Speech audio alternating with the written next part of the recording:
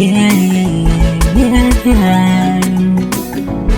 Tumezaliwa wawili kama macho, hii ni yangu barua kufikie huko lipo.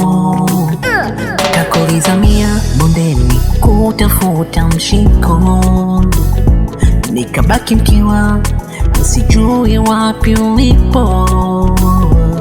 Sikia, baada ya mama kufariki akafata nadhari, ndugu rafiki wakadiriki kunifukuza nyumbani.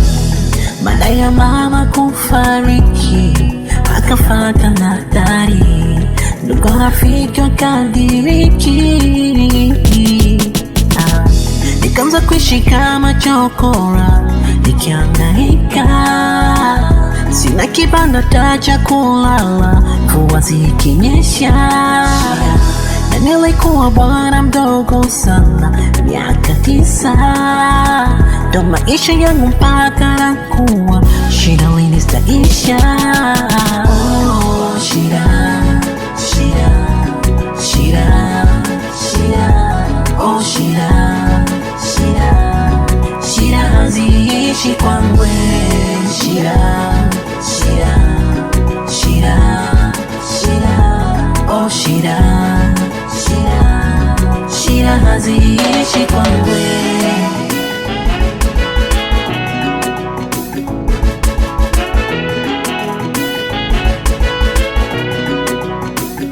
I wonder why, sa kwa nini uliniacha? Au kumbe ulinilaghai, sa mbona hujageuka?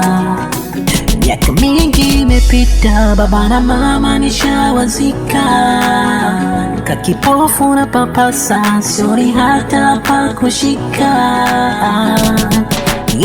Kibunda mpunga mfukoni, sina hela, wachumba wanaponda, sina kitu kabwela, wakuja wanavimba, mzawa na devela, wananiona crazy. Kulinda, kuchunga na mishe za kisela, kupiga, kusukuma ili nipate hela, najituma, napambana, mwisho wa siku hola, usinione mzembe. Nikaanza kuishi kama chokora, nikihangaika, sina kibanda cha kulala, mvua zikinyesha, na nilikuwa bwana mdogo sana, miaka 9. Ndo maisha yangu mpaka nakuwa, shida lini zitaisha? Oh, shida, kila siku shida, shida, hata kulala shida, oh shida, kula yangu shida, shida haziishi kwangu, shida, kila siku shida, shida, hata kulala shida, oh shida, kula yangu shida, shida haziishi kwangu.